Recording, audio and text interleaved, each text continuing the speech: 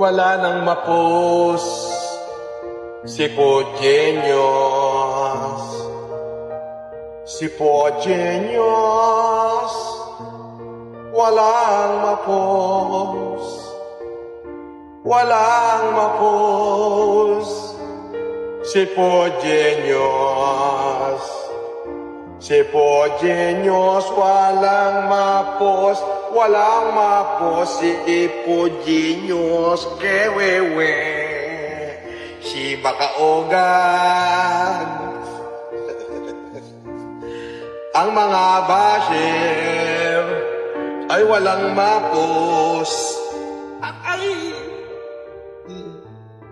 Si makagago nagmura kay Lord, di kumukupas.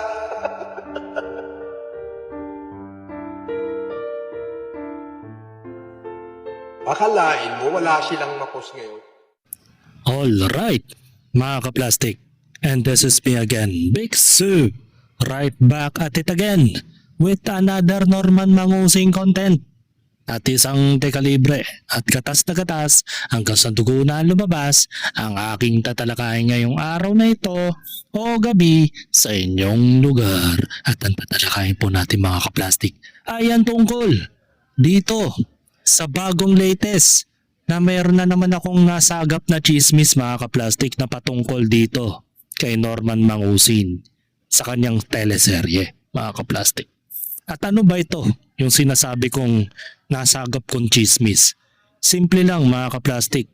Meron tayong nasagap na isang phone call di umano na nag-uusap pala sila ni Jam Antonio Mangusing, ang kanyang nakababatang kapatid mga kaplastic na si Jam Antonio Mangusing. Nag-uusap sila. So ano kaya ang pinag-uusapan nila? Mamaya natin tatalakayin yan mga kaplastik at panonorin. Pero bago ang lahat, lumang iba mga kaplastik, meron din tayong latest para kay Casper na kung saan ay naninigurado ang mga kalaban ni Boyong the Explorer kung ano ba talaga yung bonus na binigay ni Boyong kay Casper. Pero bago ang lahat, lumang iba ulit. Meron na naman po tayong kaukulang post mula kay Pogenius na kung saan ay makikita dito sa larawan.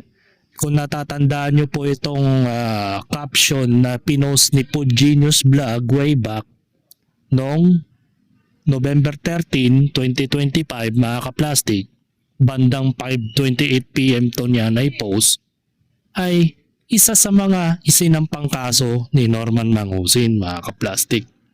So napaka ano naman niya. Sobrang nasaktan siya dito mga kaplastic kasi nagmumumura siya dito that time. Kung natatandaan niyo po sa mga latest sa mga recent content ko. Na galit siya dito dahil pinakita dito yung wanted from PNP at NBI mga kaplastic. Na totoo naman na ipinost naman talaga yan na wanted talaga si Francis Leo Marcos dito. At ngayon yan yung dahilan kung bakit kinasuhan itong si Pogenius. Kasi base dito sa section 7, this call to action along with the spread of false information about me was seen by my children and friends. Wow, mayroon pala siyang anak o mga bata at kaibigan. And we were all worried about what might happen next. Our concern grew when at 5:28 PM on November 13, 2025, Pogenius Vlog posted publicly that the coffin had been delivered to my house, complete with the caption mocking in the incident saying, "Bakit nyo naman po pinadalhan ng kabaong? Ang kukulit ninyo." It was a symbolic death threat meant to intimidate and degrade, showing clearly that they wanted harm to befall me. A screenshot copy of the post is attached as Annex J. So yon. Isa sa mga ikinaso ni Norman Mangusin, yung wanted caption ng PNP o NBI, mga kaplastik, na nakalagay doon. At pangalawa doon, yung pag-intimidate daw o yung pagde-death threat. Yung kampo ng Podgenius Vlog daw, Podgenius Group, na nagpadala daw di umano si Podgenius ng kabaong sa kanyang lugar, sa kanyang tinitirahan sa Las Piñas. At the same time, mga kaplastik, nasundan po ito ng November 19 bandang 6:10 p.m. o November 6. Ayan, Makagago interview the person claiming to be Podgenius. Use that interview mock me Podgenius Vlog later. Posted about the interview. Ayan. And then November 19, Podgenius Vlog again posted content showing Makagago's YouTube live stream on their interface while they were live. Screenshot is attached as Annex F5. And then same synchronized behavior occurred the next day on November 20, 2025 bandang 7:24 p.m. Podgenius Vlog posted I'm live again with Makagago's YouTube live appearing on their screen. A screenshot is attached as Annex F6. So ang dami. Nadamay pa dito si Jaime Soner Solis o si Igtaigme. Also took note of Jaime Soner Solis, whose photos and videos closely resemble the person who appeared as Podgenius in the interview. His facial features, build, hair, clothing, and hair way, detox, almost identical. He has also posted negative remarks about me on his own Facebook page with timing and tone very similar to Podgenius' post. Parang inaakusahan niya na ito si Jaime Soner o si Kaigme na si Podgenius at si Jaime Soner ay iisa. Parang ganun yung pagkakasabi rito, mga kaplastik. Screenshots of Facebook posts referring to the interview Makagado to Podgenius dated November 16, 2025 bandang 12:57 p.m. and November 18, 9:34 a.m. are attached annexes G1 and G2. Ayan. Ang dami niyang binigay na link, mga kaplastik. I likewise took a note of a certain Eloy Barrientos, Mighty Manong, aka We Live Mighty Manong, with a Facebook profile, and blah blah blah. Yan. Ang dami niyang nireklamo. Kasama na dito yung wanted, scammer, fraud, fake Marcos, yan, etc. etc. Talagang lubang nagalit talaga dito si Kulaong, mga kaplastik. So, magtugo naman tayo dito way back 1947 na kung saan ay namataan na nag-time traveler itong si Norman Mangusin, mga kaplastik. Na maniwalat kahit sa hindi, meron palang kakayanan itong si Norman Mangusin na mag-time traveler way back in 1947, mga kaplastik. So ano ito? Panoorin natin.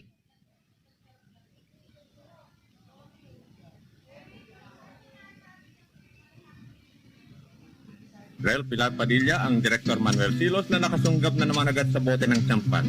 Talagang itong si Sanoe, pagka sa alak inyong maaasahan. Sino naman ang kanyang nakita? Si Lolita na kaya. Ating tingnan siya nagpaalam na kay Art at kay Pilar at kay Francisco Monroy. Si Rebecca Gonzalez pala, si Director Luis Silos, si Bayani Casimiro at si Banahaw Sevilla. Sige, mag-inuman kaya't kalimutan ninyo si Rebecca. Sige. Sino naman kaya yung pinabibigyan ng alak? Si Lolita na kaya? Ating tingnan. Kaya't dala ng direct. Si Mila Del Sol. Jaime, bakit hindi ka kumuha ng iyong sarili pag-ayat sa nangagaw karyan? Ano kaya yung binubulong niya kay Susana de Guzman? Napatingin tuloy si Susana at pupuntahan kung sino man yun. Si Anita Kip nga naman pabayaan mo si Susana magtindi ng sigarilyo ng kanyang asawa na si Tony Arnaldo. Oh, narito si Leonardo Vertigia. Yun, napansin nyo? Napansin nyo mga ka-plastic? Legit mga ka-plastic, nag-time traveler si Norman Mangusin mga ka-plastic. Kayo na po mangusga. Noon pa lang talaga, way back 1947, ay napaka-trilyonaryong nilalang pala tong si Norman. Antindi, no? Si Gil de Leon at kabating ang bantog na kapatid ni Jaime na si Rogelio de la Rosa, nakasama si Eli Ramos. Bati rito, bati roon, ngiti rito, ngiti roon, kamay dito, kamay doon. Talagang masaya nga naman ang buhay ng isang artista. Yan na nga ba ang kasabihan? Ngunit nasaan si Lolita? Bakit hindi pa dumarating? Yun na kayang itinuro ni Eli Ramos? Ating tingnan at pinupuntahan ng dalawa ni Roger. Sino kaya yung kinamayang yun? Si Nati Ruby, ang Director Luis Silot at si Mila Del Sol. Kamay na naman. Sige. Ano yan? Aba, may halik pa palang kasama, ngunit hindi pala lamang si Eli. Yan ang iyo.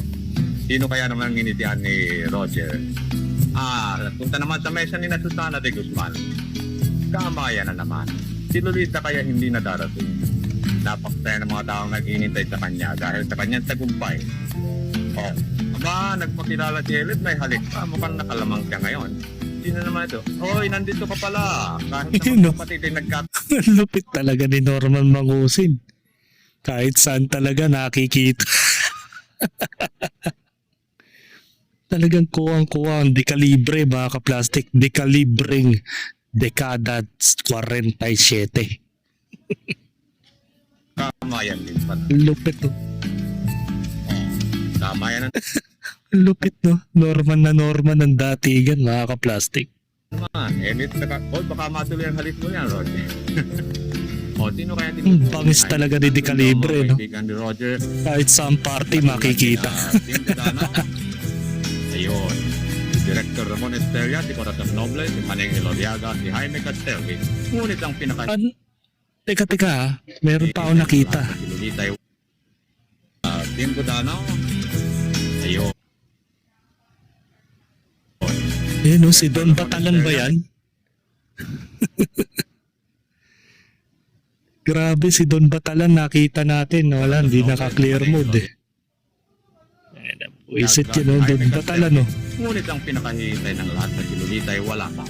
Nasaan kaya siya? Yan, si Don Batalan nandun din pala mga ka-plastic. Hindi lang napansin ng iba. Pero the best talaga si Norman, dekalibre, dekada 40. Mga ka-plastic. Diba? The best of the best. Pero bago ang lahat, lumang iba mga ka-plastic. Natatandaan nyo po, naikwento na rin po ni Maria Monica D na nasuka siya sa kabawuan ni Norman Mangusin noong mga panahong kasama pa niya ito. At ito po yung malinaw na ebidensya, mga ka-plastic. Panoorin natin ang vintage Norman. Ulit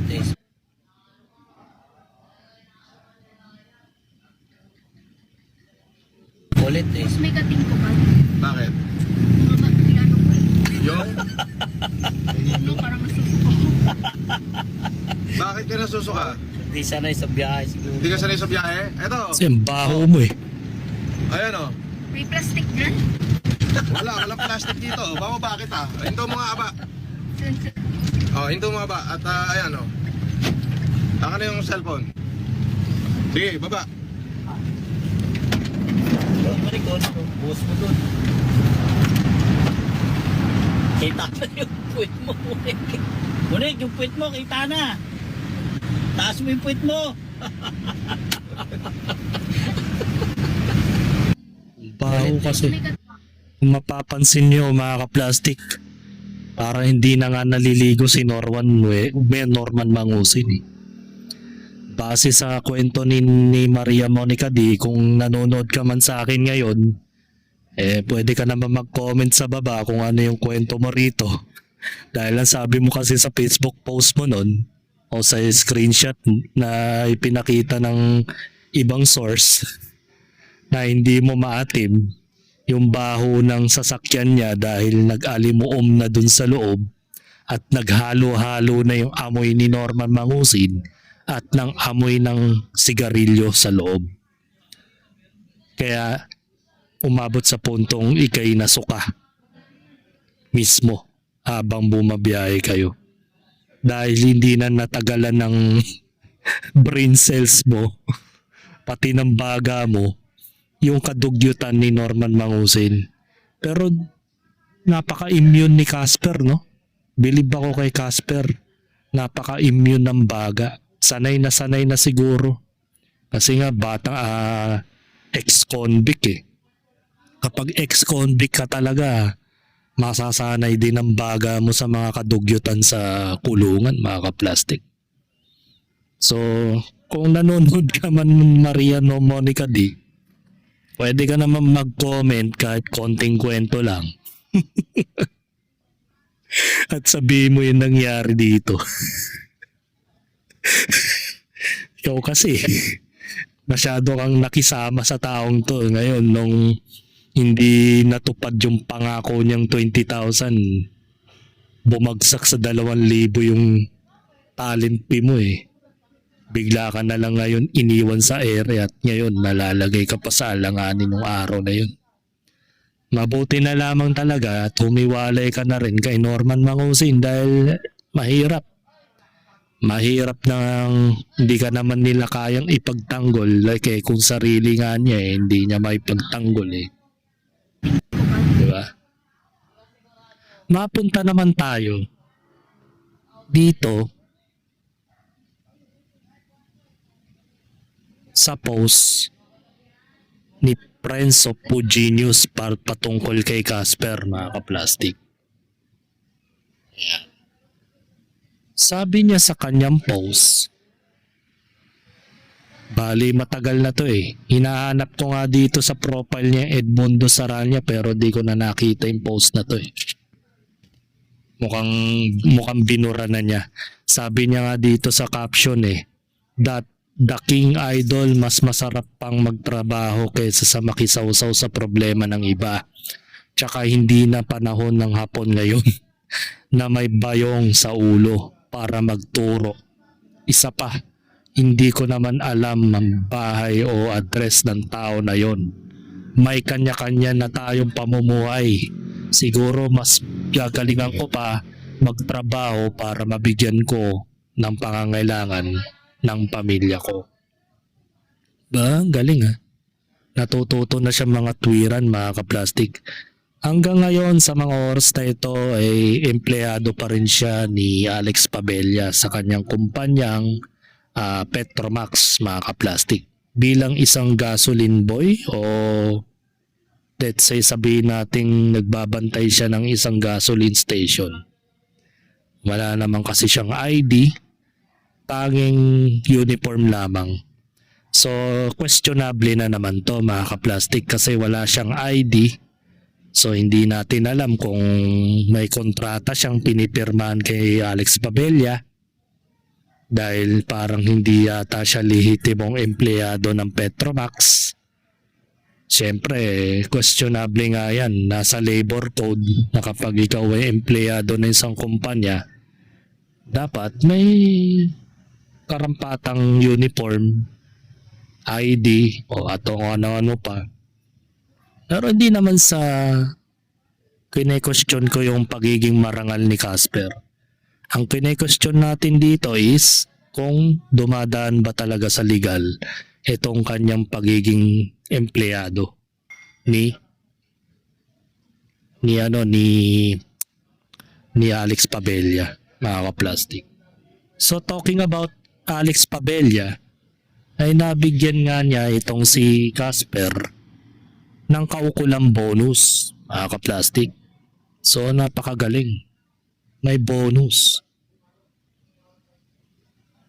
So panoorin natin itong bonus na binigay ni Boyong o ni Alex Pabella.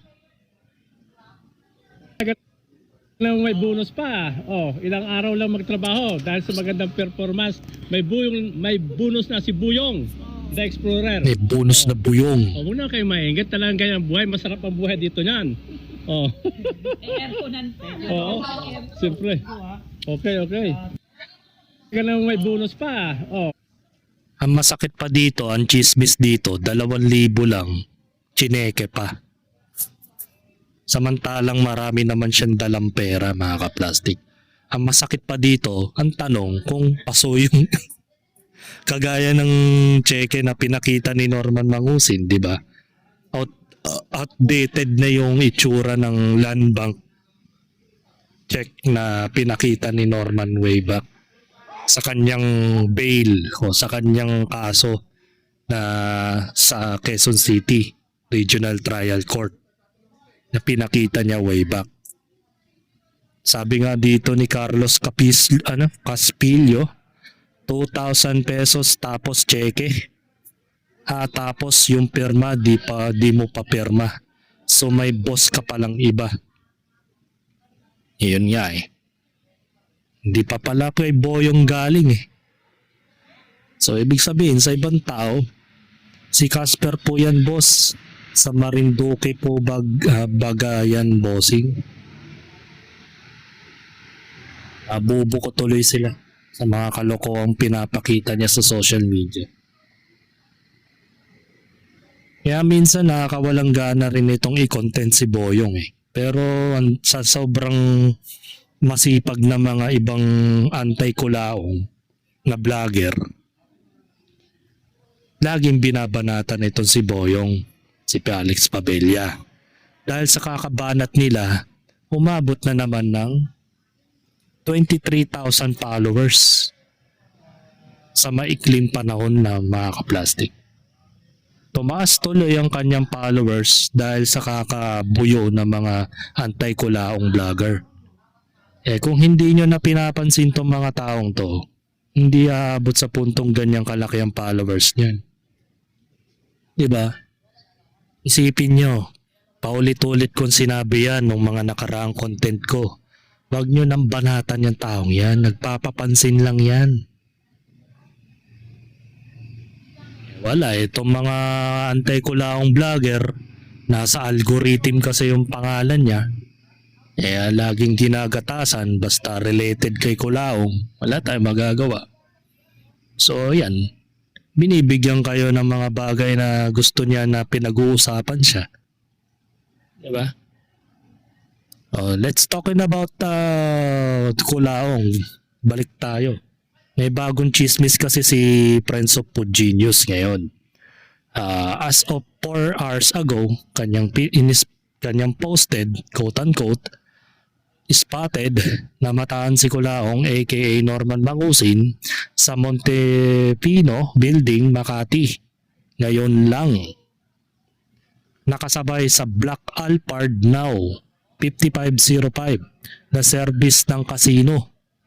Mukhang dumiretso na naman sa abogado. Baka may bagong consultation package. Parang alam na yata na nalalapit na ang exciting part ng teleserye. Abangan ang susunod na episode. So yon. Nagtungo si Norman Mangusin sa Montepino Building, Makati. So hindi natin alam kung ano ang ginagawa niya sa mga araw na yan. Malamang sa malamang, sabi nga, ginamit yung sasakyan ng casino o service vehicle ng casino. So nangangahulugan na baka related ito sa kanyang mga ginagawa sa casino. Kaya siya dinala dyan. So maaaring tama rin si Food Genius sa kanyang speculation na nagpapakonsult siya sa isang abogado para sa kanyang problema, mga kaplastik. So nangangahulugan, hindi pa rin siya pababayaan, mga kaplastik. May mga tao kasi talagang hindi siya mauubusan ng koneksyon. Lalong-lalo na yan, pinakikinabangan siya ng mga sindikato ng kasino. Parang yung Pangulo na lang natin. Yan din tulad na lang natin sa Pangulo ng Pilipinas. Kaya hindi magawang pag-usapan ng kanilang ginawang kabulastugan dito sa Pilipinas, ayun ay dahil marami mga koneksyon at napapaligiran ng mga sindikato. Aba, may bago na namang dinekwat galing sa Poninaria. So wala naman na tayong mababasa matinong comment dito. So magtungo naman tayo sa leak phone call conversation ni Jam Antonio Mangusin at ni Norman Mangusin. So ano kaya ang pinag-usapan nila? Di natin alam. Pero matagal na itong phone call na to, hindi ito bago. Kumbaga, parang yung mga nakaraang phone call nila ni Nanay Remy. So panoorin natin o pakinggan natin ang phone call conversation nila Jam at ni Norman. Panoorin natin.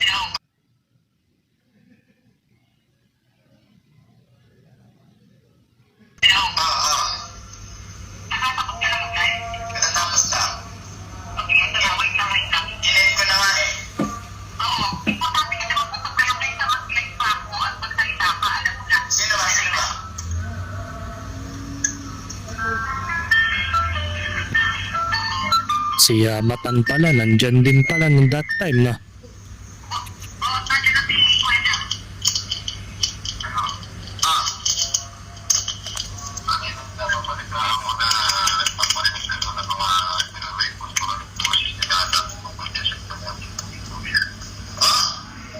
Magpapaniwala ka ba doon? At ako ay walang nire-record kahit putulin mo daliri mo. Kilala mo ako. Pag sinabi kong wala. Kapag kami napahapag dahil sa ginto-ginto niya, alam mo na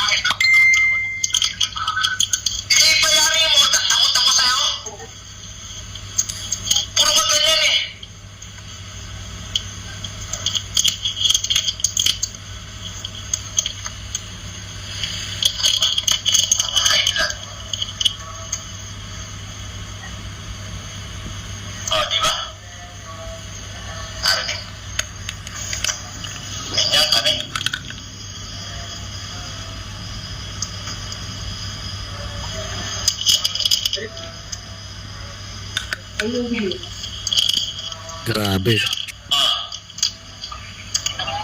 Grabe na yung inaanit mo. Alam mo, yung katigasan ng ulo ng boss mo ang nagpapahamak sa kanya. Ito ang hirap dito. Paano ako hindi naman ikaw ang magpapakalat ng papel? Hindi na.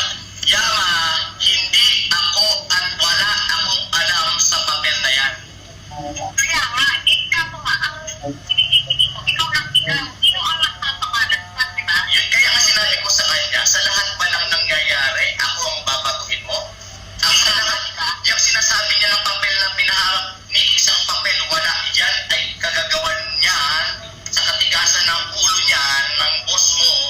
Kaya ako, hindi ako takot sa boss mo. At alam na yan. At kaya ko siyang patulan. Kaya nga, yan siya ang inaano ko kayo. Sabi ko nga, usapan, kasi baka naman mamaya. Diba? Ibang tao ang gumagawa. Tapos, ikaw lang yung pinapaano. Pumuntiyan. Diba? Dahil hindi natin alam kung sino ang nakakampi dito at paano kaaway. Kaya nga ang sinasabi ko, Yama, eto, ilalan at alam mo. Kaya kita mo kung paano ko magsalita sa kanya. Ang sinasabi ko, wala akong alam. Kahit yung nangyari sa kanya ng 2012, dahil sa kaalikan niya sa sugal, kaya ako binibit ang nanang para mahinto sa sugal. At yung isang papel, wala akong binibit laban sa kanya. Alam niya yan. Kaya sabi ko nga sa iyo, naririnig mo kung paano ko siya kausapin. Ako, hindi ako natatakot kahit na anong sabihin niya. Bakit? Alam ko kung saan ako nakatayo. Kaya, at least narinig mo, sinabi ko sa kanya, wala akong paki. Unang-una, wala akong alam sa papel na yan.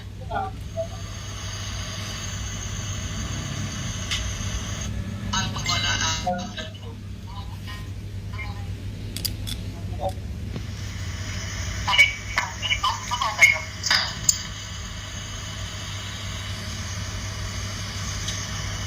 Ang pruweba na talagang ako ay nangangalap at dahil paano ko nangangalap yan ang mga abogado. Sino ang nagsabi? Ngayon, yung nagsabi, bakit hindi nila ilabas at iharap sa akin na kung talaga ba? Yun ang problema kasi. Paano ko mangangalap at paano ko hahanap at bakit ko gagawin?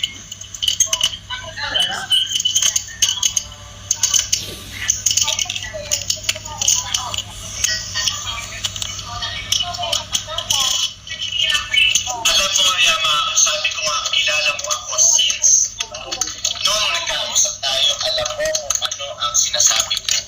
At ako, eto, yung sinasabi nangangalap na yan, bakit hindi nila ilang, sino ang nag-point?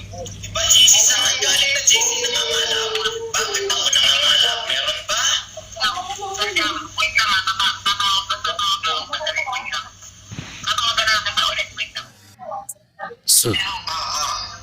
So dito na nagtapos ang conversation nila ni Norman Mangusin at ni Jam Antonio Mangusin, mga kaplastik, ang magkapatid na hindi magkasundo.